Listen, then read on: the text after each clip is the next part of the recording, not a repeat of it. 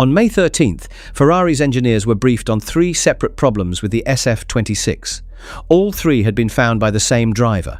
Lewis Hamilton told his team after Miami that the simulator was sending him the wrong way.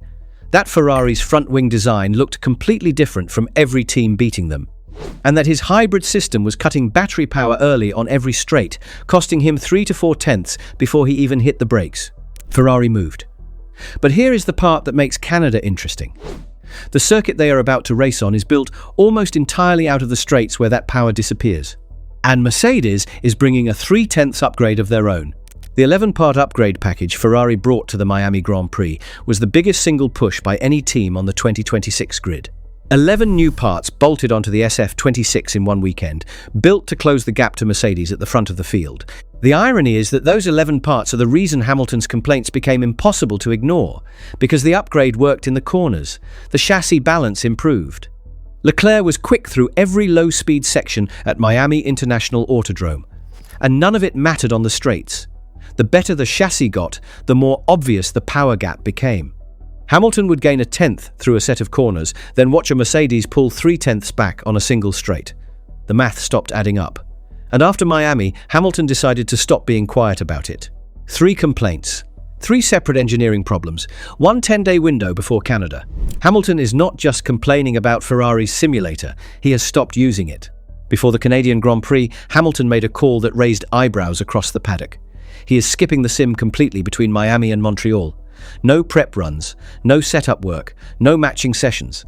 The prep is not helping. The team goes on the simulator, gets to the track, and the car feels different every time.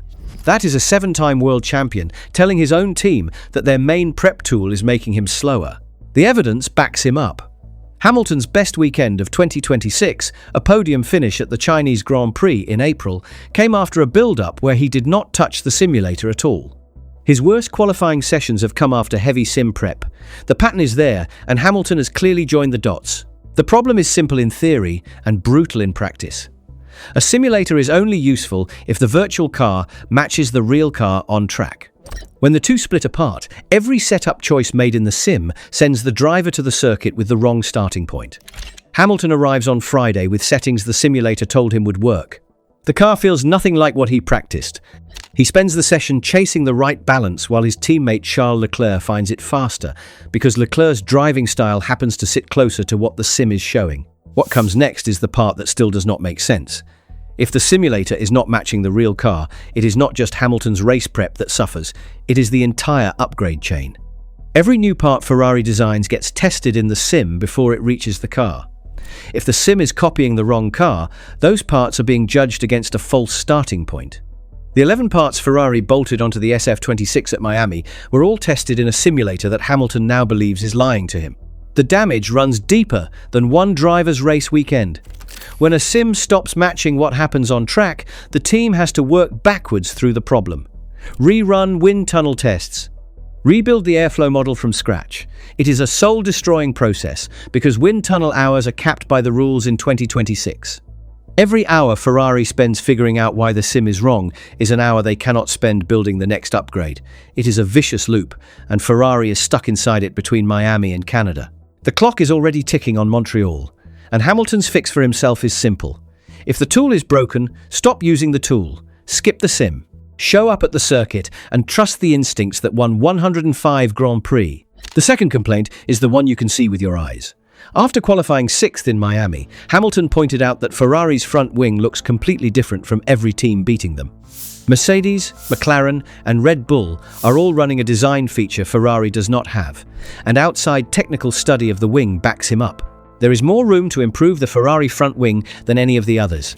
The difference is on the front wing end plate, a small flat piece like a dive plane mounted on the outer edge. Its job is to split the air cleanly around the front tyre before that rough wake reaches the floor and diffuser under the car. Clean air around the tyre means cleaner air feeding the underbody. Cleaner underbody air means more downforce for the same drag cost. Every tenth of downforce gain there is a tenth gain for free. Ferrari's end plate is the simplest on the grid.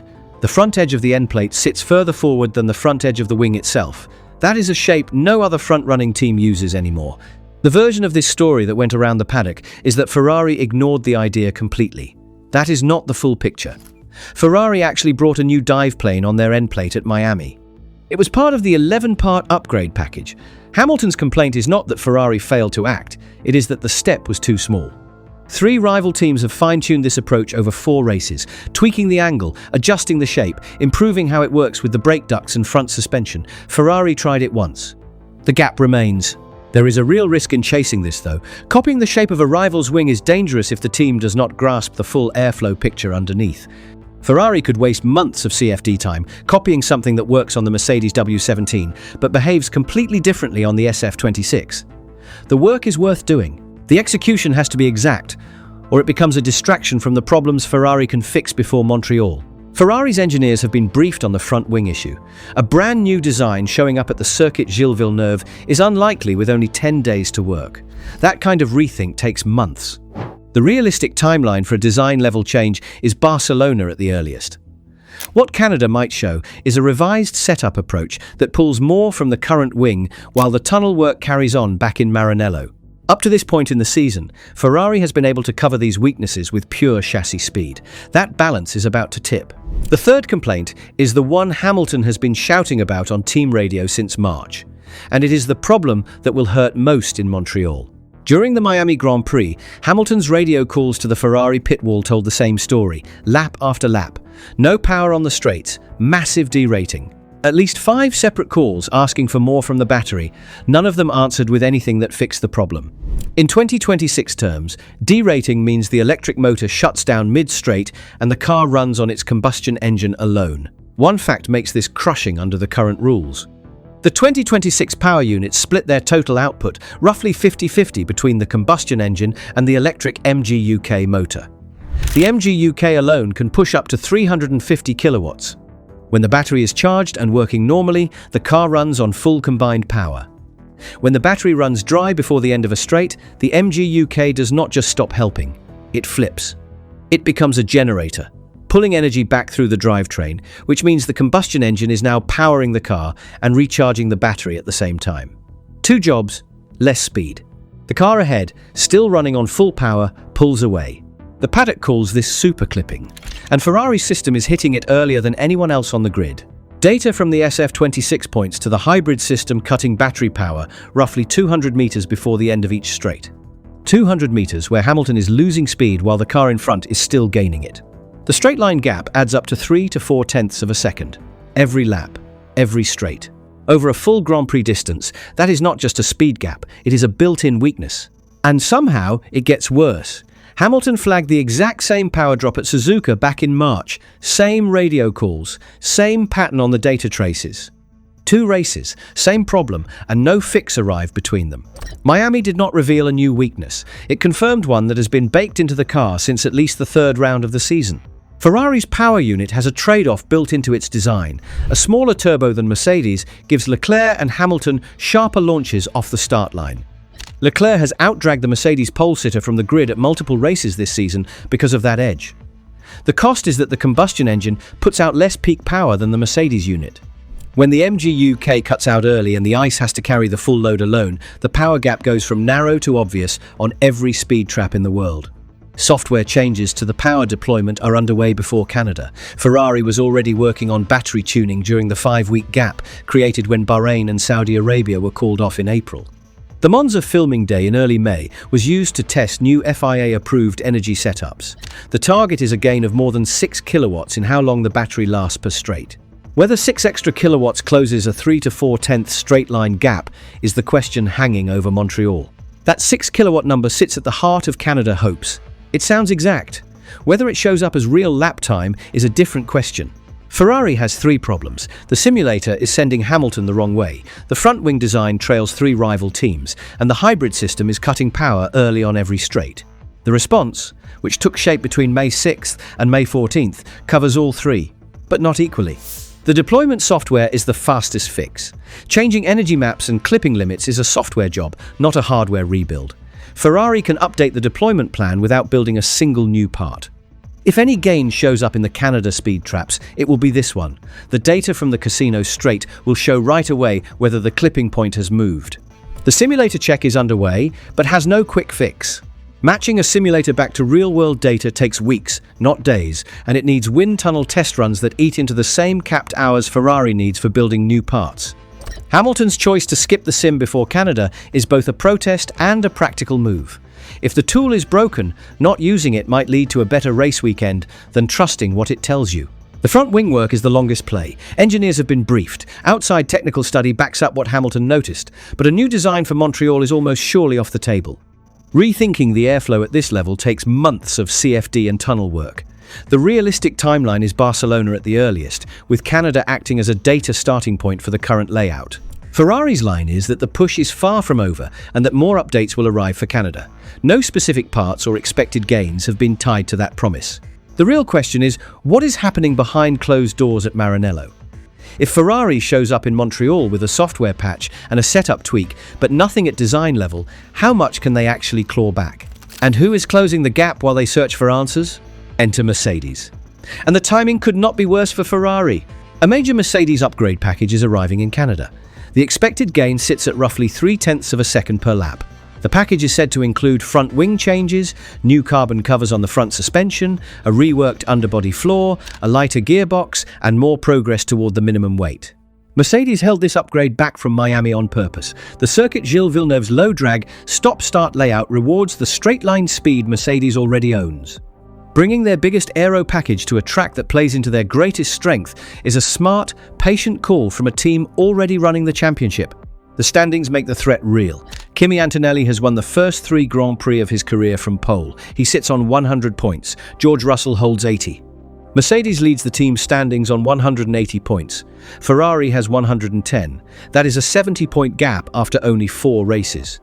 If the Mercedes 0.3 upgrade lands in Montreal and Ferrari's quick fixes fall short, that gap could break 100 before the European season truly begins. That is the kind of number that makes strategists lose sleep. And Mercedes is not the only team pulling away. McLaren's Miami upgrade caught everyone off guard. Lando Norris took pole and won the sprint. Oscar Piastri locked out a McLaren 1-2 in the sprint race. McLaren's package turned out to be worth far more than anyone in the paddock expected. And McLaren is set to bring more updates to Montreal as well. Ferrari came into 2026 with what many in the paddock believed was the best chassis on the grid. That edge has not gone away. It is being swallowed. The chassis wins time through every slow-speed set of corners. The deployment gap hands it all back on every straight. And each race weekend where the power and aero gaps stay open is a weekend where the chassis counts a little less. Ferrari has 10 days between Miami and Montreal to get the deployment fix tested, loaded, and race-ready. And the circuit waiting for them punishes the exact weakness Hamilton called out. The circuit Gilles Villeneuve sits on Ile Notre Dame in Montreal. It is a track built from long straights linked by tight chicanes and one famous hairpin, the L'Épingle. Cars hit speeds above 330 km per hour.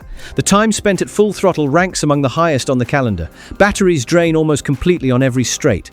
This is where superclipping stops being a data point and becomes a real crisis. If Hamilton loses 3 to 4 tenths per straight at Miami, Montreal makes that worse across more long, flat-out stretches per lap. The Casino straight alone runs over a kilometre of full throttle.